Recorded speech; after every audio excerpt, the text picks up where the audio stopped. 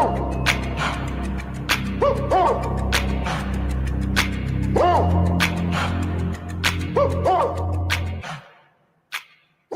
comes and goes.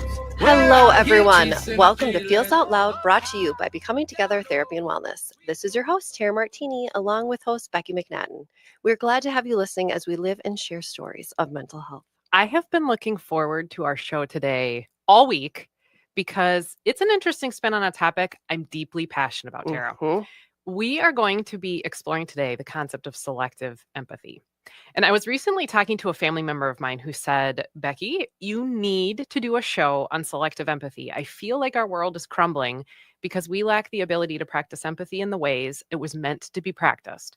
Not from empathizing because of agreement, but empathizing because of humanness. Okay. My family member said this. Hello, human who just came up with a really powerful quote. Yeah, not empathizing because of agreement, but empathizing because of humanness. And wow, I was stunned by the statement. First, because I am very lucky to be related to some cool people who highlight meaningful topics for discussion. Second, because the words selective and empathy are almost paradoxical to me. Although I know they go hand in hand, I got myself thinking, though, how often is empathy selective? Are we even offering empathy if we have to agree or align with someone first? And this is part of how we are able to dehumanize others, I think, because we say to ourselves, if I can't offer empathy, you must be lesser. But we create circumstances where we only provide empathy to people who resonate with our beliefs or values. Jaw drop, right? Mind blowing. Yep.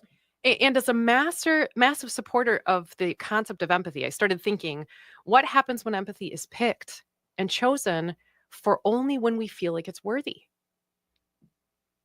What happens? Phenomenal. What are your thoughts? Well, I think it goes back to one, I love that we're introducing the audience to a concept that I think not a lot of people are familiar with. Yes. I remember discussing this topic with you at our live show during Pride weekend. And we talked about, true empathy and what it is.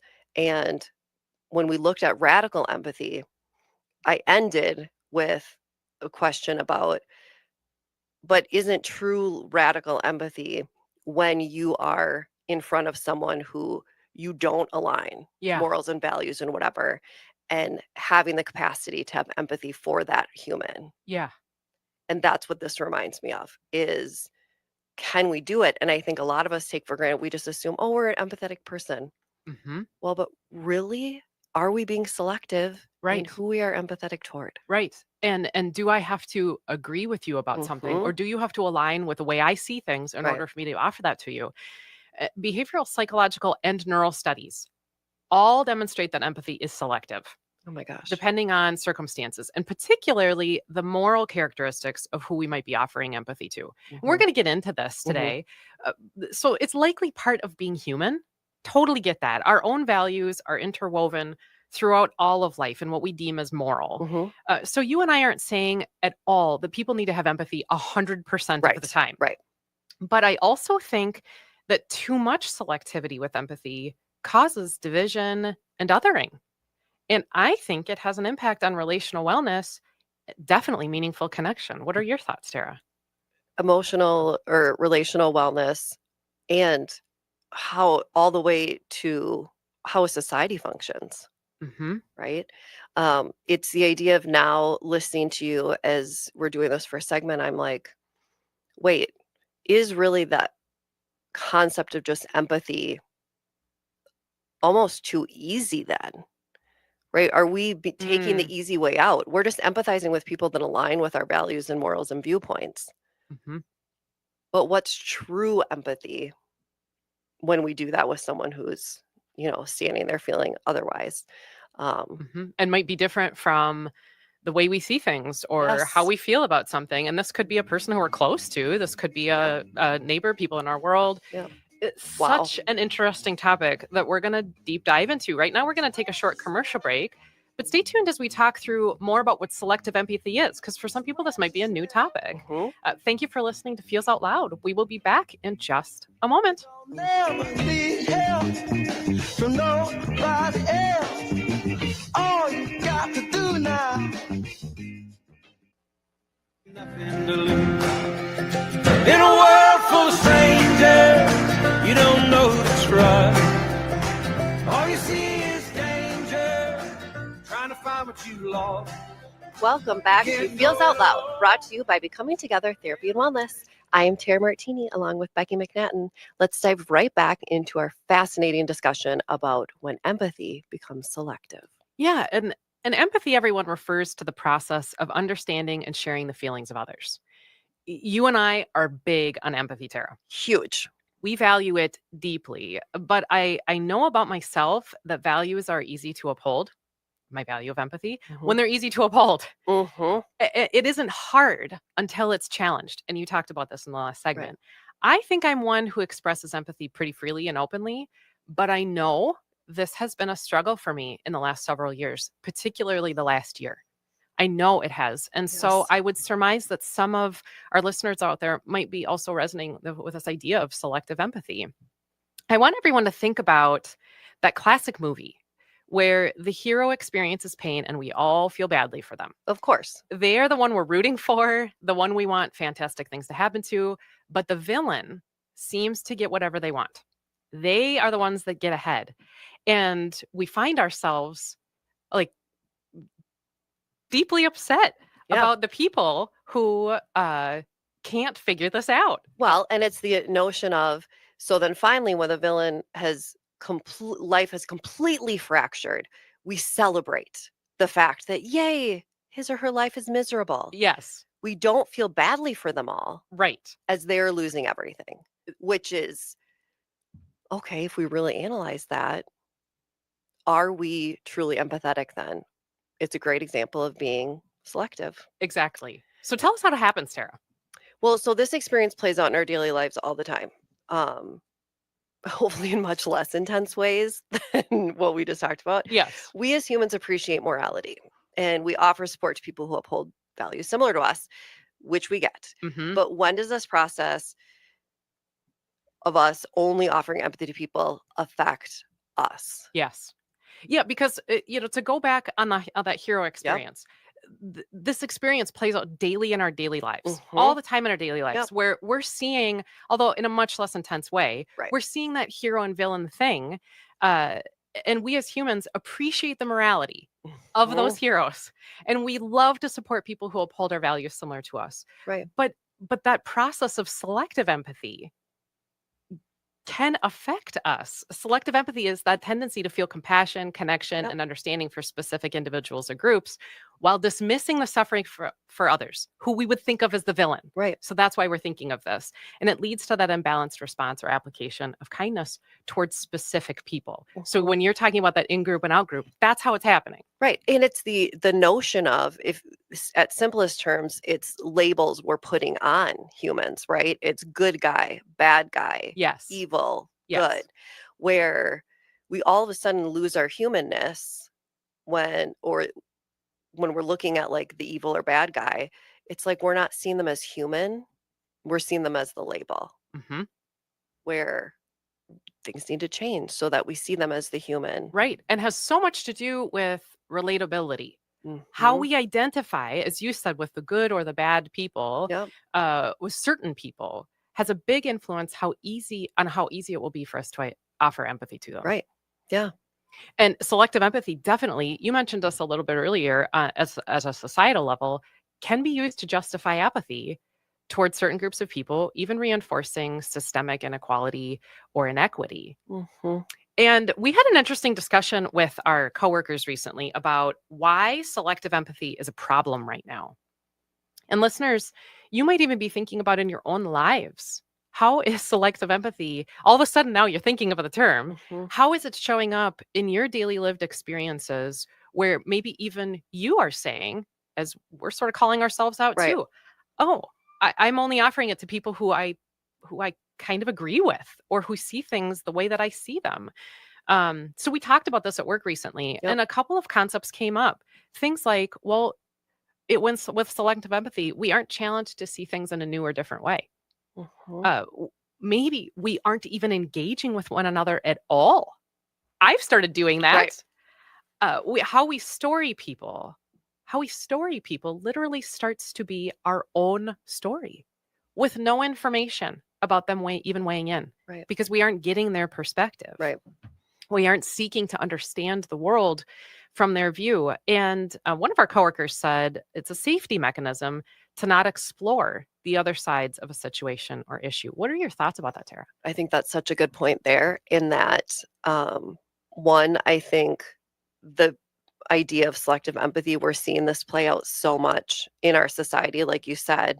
And I think one of the big, well, why are these examples of why it's a problem right now is just the idea of we just don't engage or look at the other side of the issue or situation when it involves something that we feel so deeply or passionate about. Sure.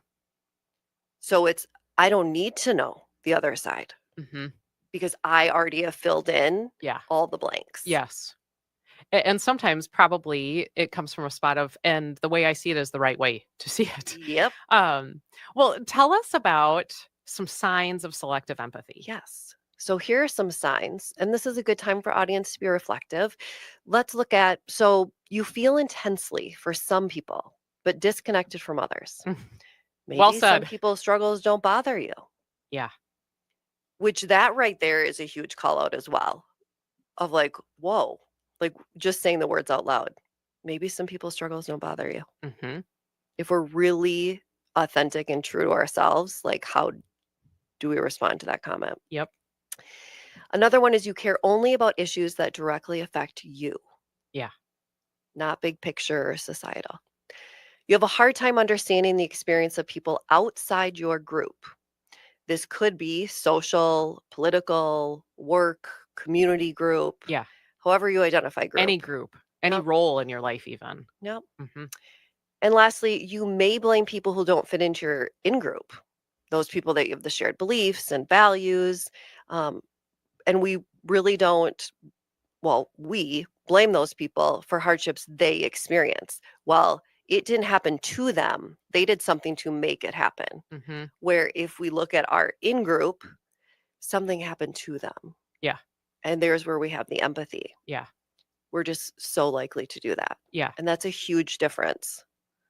Huge difference. And we're talking about things that this is really hard to put into practice when we know that I definitely have selective empathy. Yeah. I definitely have an easier time offering empathy to people who I resonate with. Which is natural. It's a human thing. I think that is natural, especially if when we talk about values and morals, if they're living in a way that aligns with how I also believe people should live. Right. That is going to be a lot easier for me to offer empathy. Realizing as you're even listing off all of these things, like I do that. I 100% do this. And looking at, ones that it's sticking with me longer is just that idea of how often we do blame others for their experiences versus having empathy for the situation that they were placed in. And thinking of it just historically too, without going into any details, just thinking how that's evolved over time in our country. Yeah. How easily we do that. Yep. And the impact to mental health then. That we could probably make a pretty significant list of the impacts to mental health, but some things like it's socially isolating to only align or use selective empathy so much that we are now only integrating with people who are like us or exactly like us. Definitely an emotional detachment, because we do have to disconnect from the experience of other people in order to not offer empathy. Right. There is this probably experiencing the end of exclusion and strained relationships, maybe even relationship ending. I was just going to say more than just strained. Yeah. Like a lack of, and certainly is not nurturing. And one might say then some relationships might die. Brings in a focus on judgment. And I find for myself that there's so much more negativity and cynicism when I am utilizing this. Yes. And it goes back to something that we have said so many times on the show, where it's We want to lead with compassion and curiosity, not judgment. Yeah. And we say that all the time. Yeah. And we're big believers in it. But now it's like, hey, ladies, let's get real here for a second. Yeah. There are times you are leading with judgment. Yes. And when you are is when people don't align with your values and morals and opinions. A little call out to us for every episode we've ever been like, compassion and curiosity, everybody. We never judge. Right. So how would you say, Tara, that empathy is influenced by what we consume in the media? How does this content cause us to focus on particular narratives while ignoring others? Well, if you look at it as a whole, easiest time to ever think about it is like political campaigns and that time of year. But we are all, it depends on the social media things that you feed into, is the perspective and the narrative that you're receiving. So, right. It's even written that way. It is. Literally, the algorithms give us more of what we're seeking. Yep. And so if you think about that, we are developing more empathy for the people through social media that align with our values, right? We're following people Such a good who point. align with our morals and values. I'm not going to follow someone on Instagram who completely has different morals and values than me.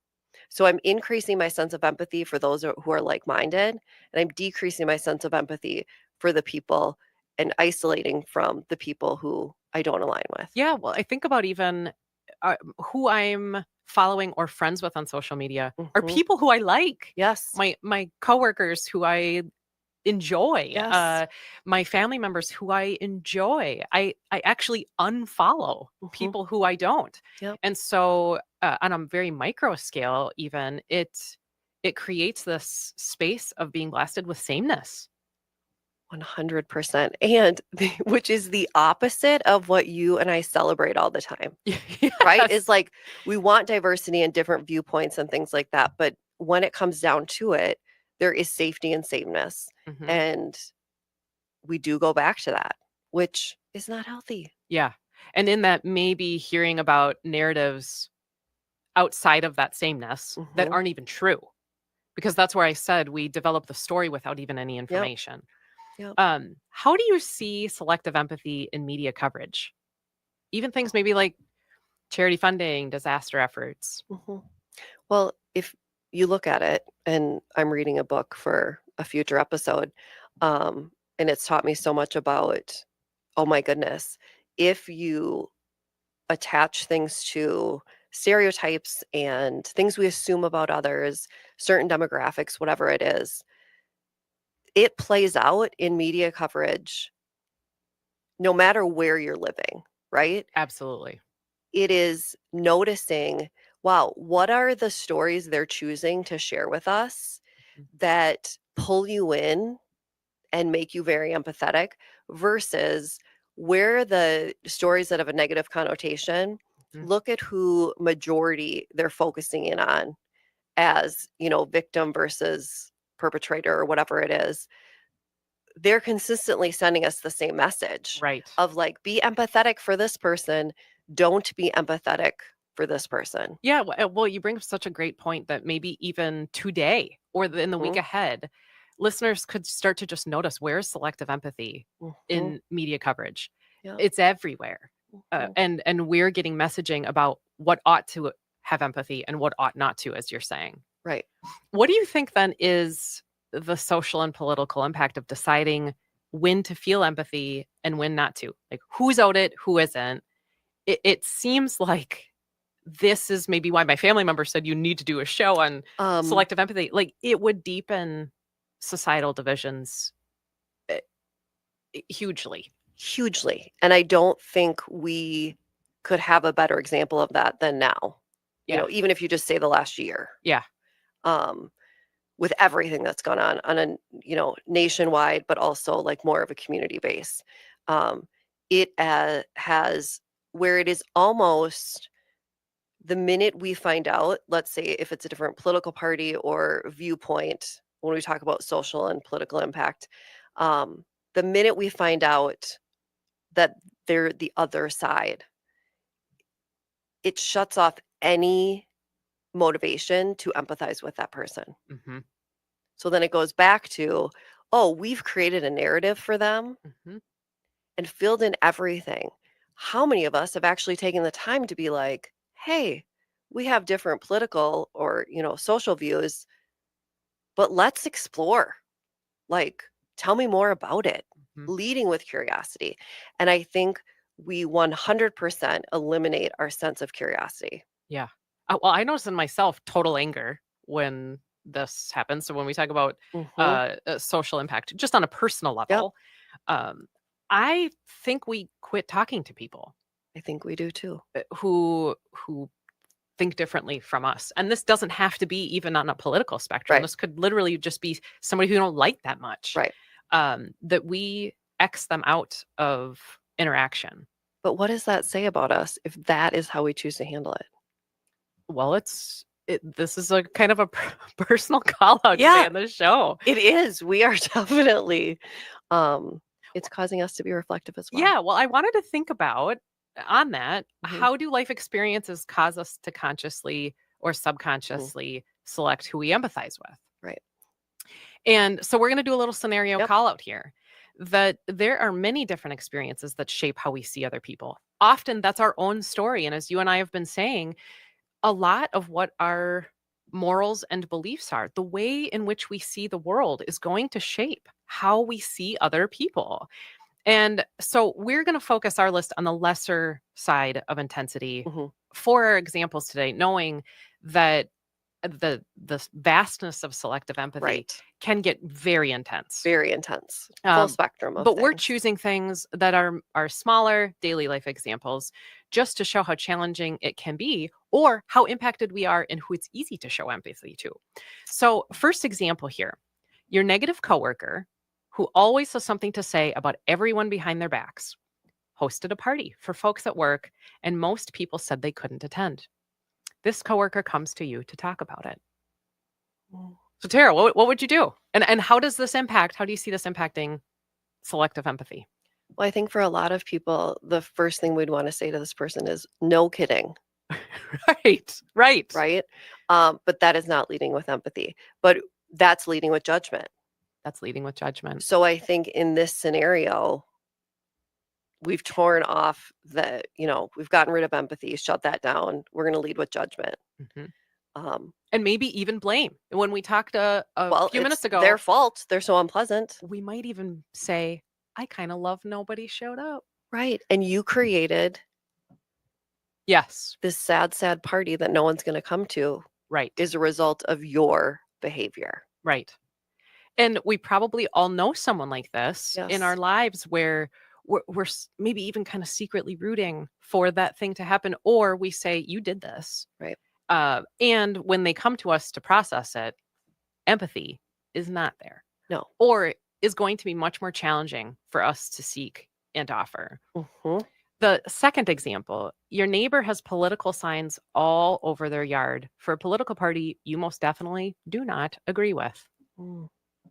And I would guess that our listeners have experiences like this. And it could be neighbor, it could be a coworker too. Oh, all the Um, time. but something that incites in you a feel that is going to be very challenging to offer empathy to that neighbor who then, what we didn't go on in the scenario was say, uh, they want help putting something up in their yard, Right. or they have a family get together and they want to come over and tell you, hey, it might be a little bit loud because we Yes. have some people coming Yep. over. Thoughts about this, Tara?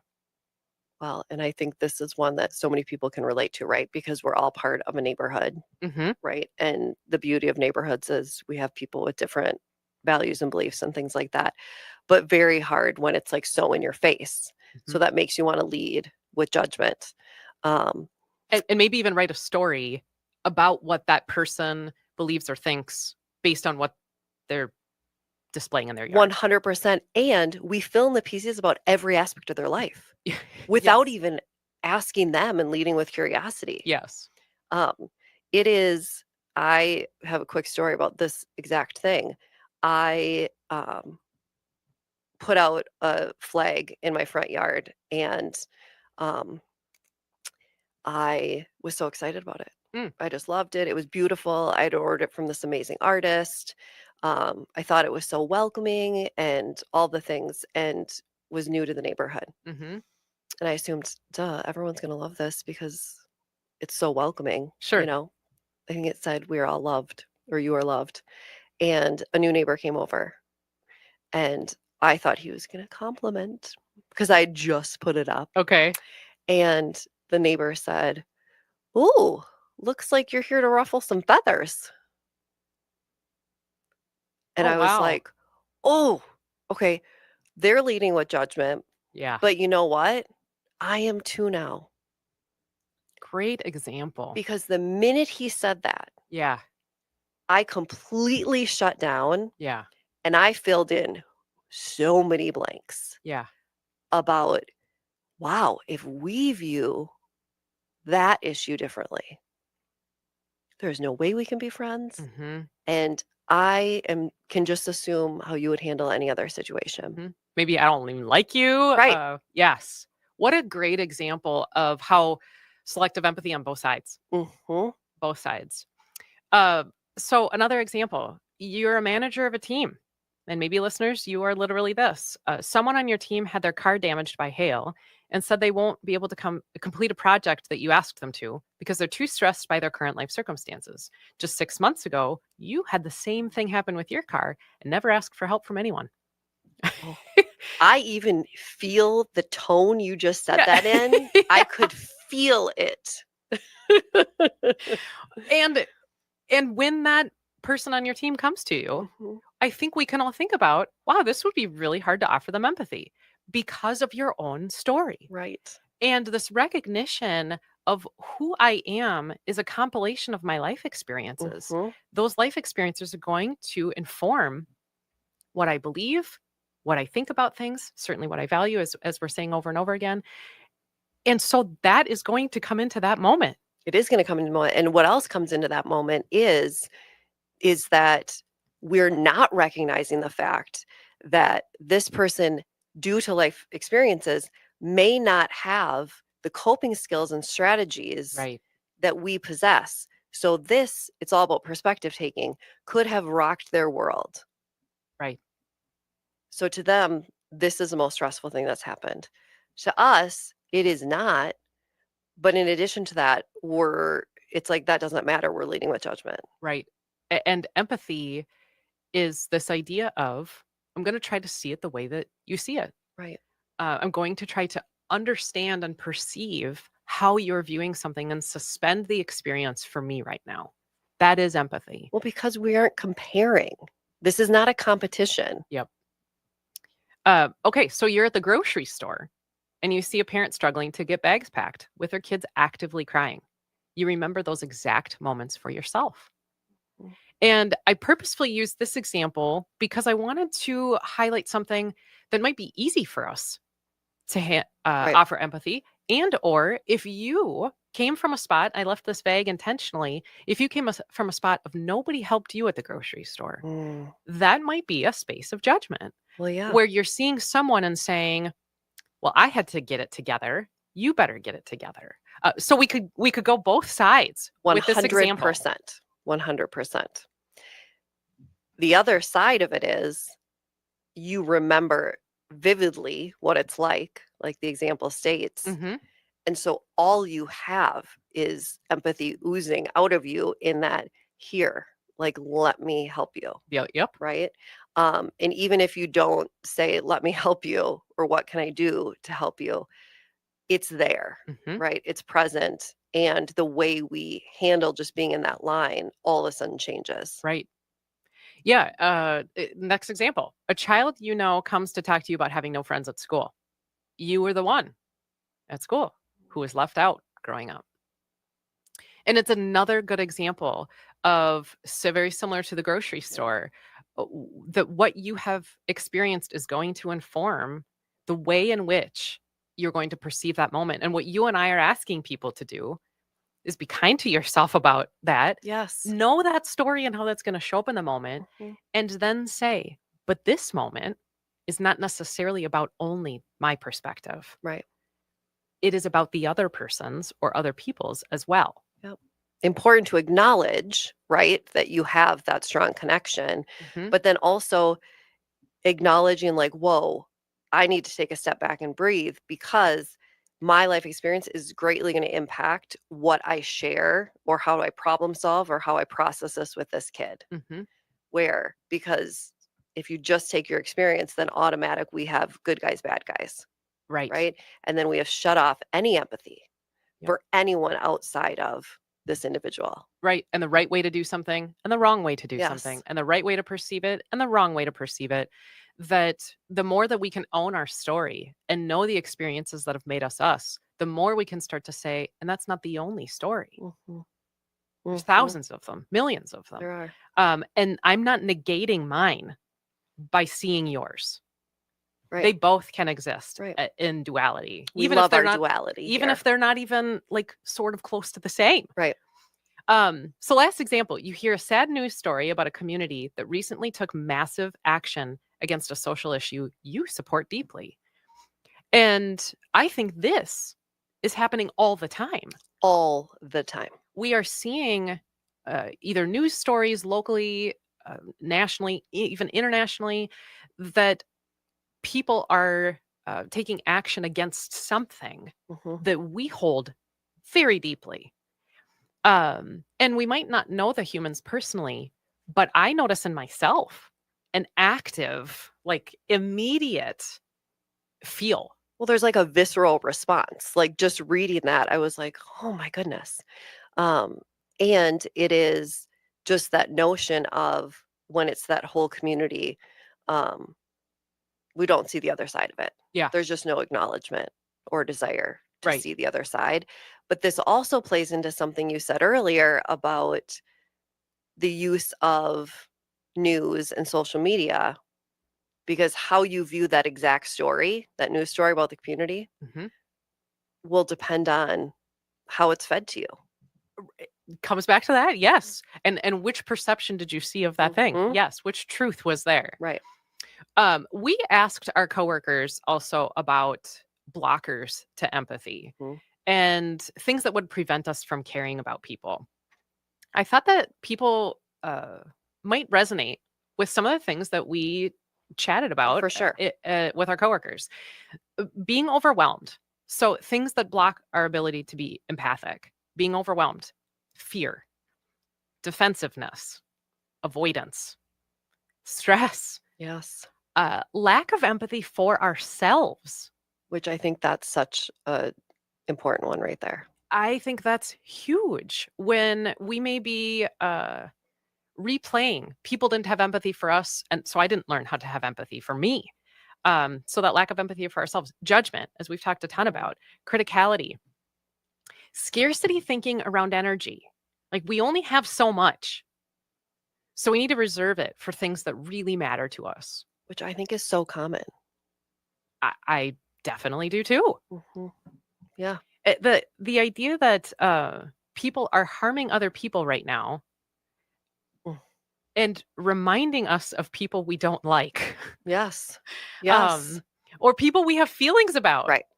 Strong feelings about. Yes. One way or the other. And in that lack of empathy for ourselves, that maybe we feel like we've been wronged by others in our lives, and that hurt makes us feel like we don't want to offer it to people.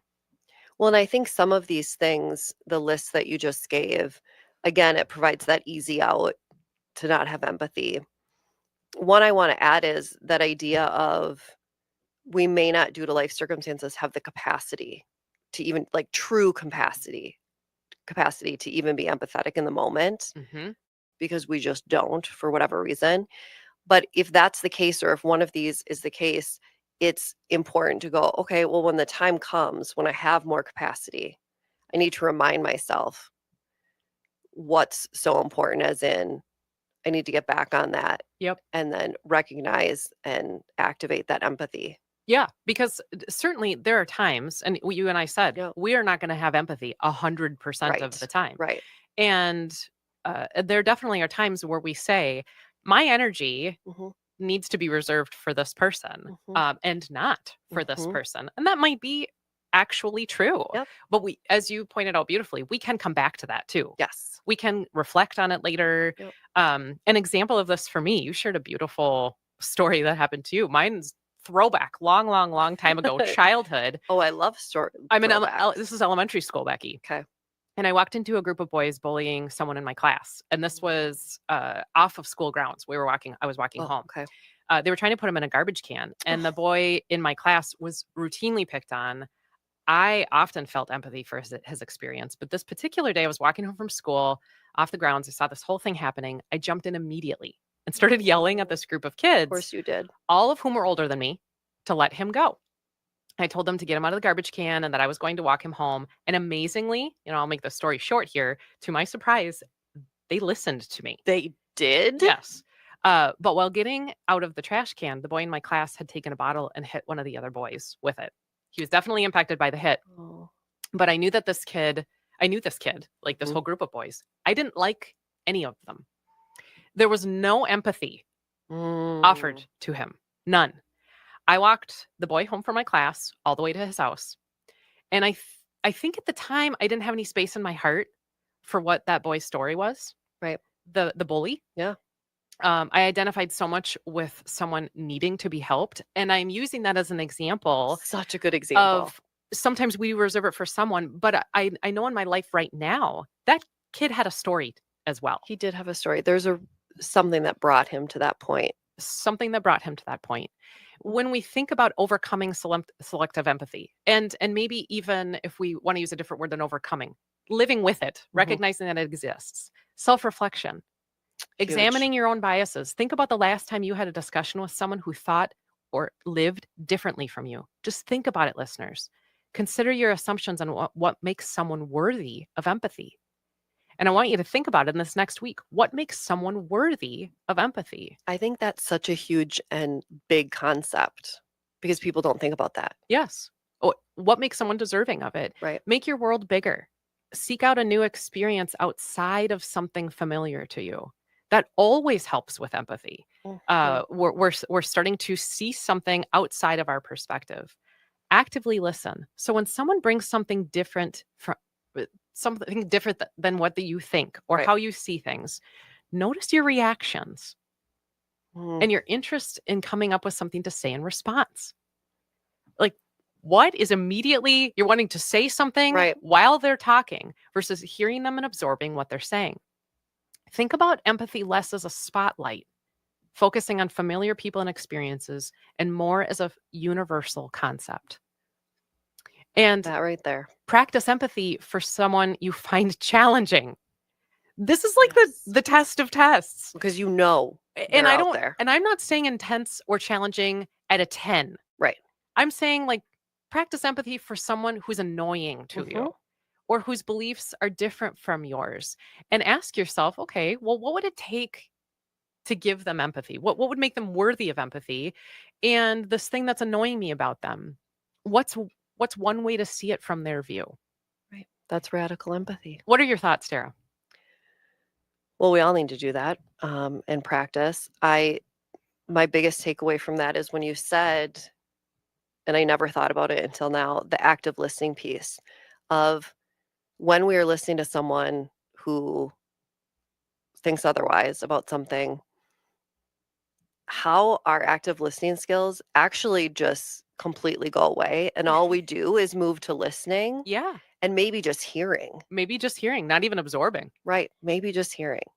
Where on the flip side, when someone who aligns with your values and morals and things like that, and they're sharing their struggle, active listening, I'm using it as at its finest. Mm-hmm.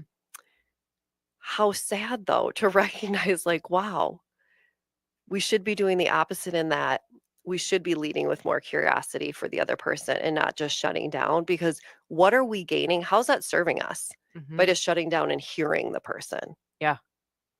Right. And maybe even actively trying to change the subject. It makes me think about... but then they're just so invalidated. Right. It makes me think about the responsibility we might have to extend empathy beyond our personal circle. Yes. So interesting here. Tons to think about. We're headed to a commercial break, but when we come back, we're going to talk through questions from all of you, our listeners. Feels Out Loud will process your thoughts in just a moment. From nobody else. All you got to do now. Nothing to lose. In a world full of strangers, you don't know that's right. All you see is danger, trying to find what you lost. We are back again with Feels Out Loud, and this part of the show is where we talk through questions from you all, our beautiful listeners. If you have a question related to mental wellness, sharing feelings, or our topics for each week that you would like us to process through, please visit our website at becomingtogethermn.com and find the Feels Out Loud page to submit a question directly. Or email us at contact@becomingtogethermn.com. Of course, follow us on social media as well. We really do want to hear from you and what you are wondering about. And thank you, everyone who asked us some things about selective empathy. We had people who shared comments. We had people who shared some life experiences about it. We picked kind of a comboed question statement. This listener says, I feel like people around me care about who they care about. That's it. And pretty much they seem to be okay with that. I don't even know how to address that. Are we all just apathetic? Are we just self-centered? And we only want to be around people like us? So there was a question in there. Yes. But I think there was a statement. A strong as well. statement. What would you say, Tara? I think the statement was super profound in that it kind of calls out all of us, right? Mm-hmm. In that I feel like people around, me care about who they care about. And they have, for whatever reason, they do that. That there, though, which is such, I think, a common mentality is, well, there's no room for growth then, right? They care who they care about. Let's not analyze it. But if we took it a step further and was like, okay, wow, we do that, right? But what does it look like to actually take a step and do something about it? Right. Yeah, because you and I sort of mentioned through the show, perhaps we could start to notice in our world how selective empathy is present around us, but in ourselves. We have huge control over our own responses. Right.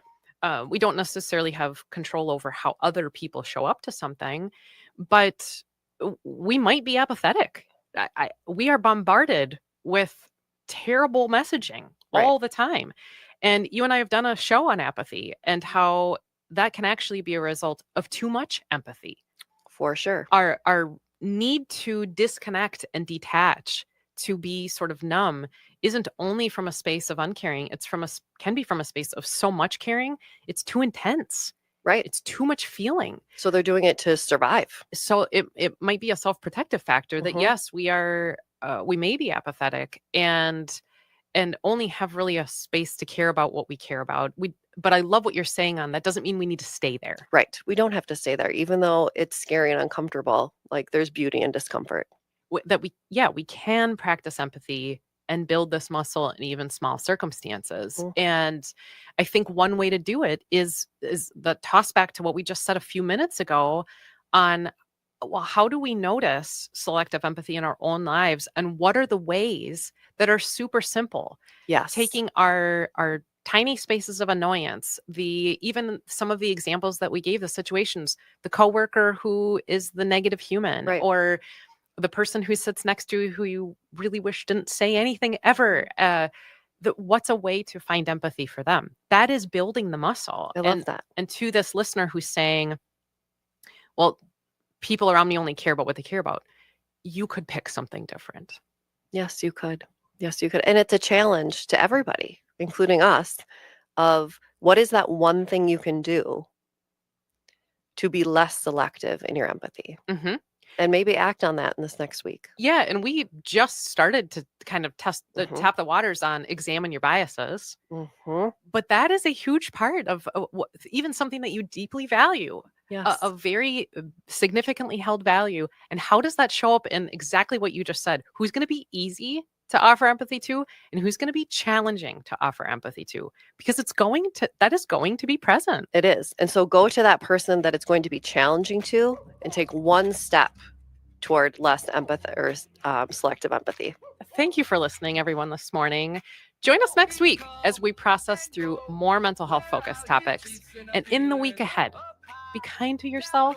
Remember that connection fosters wellness, and your voice is one that the world around you needs to hear. Share yourselves, friends.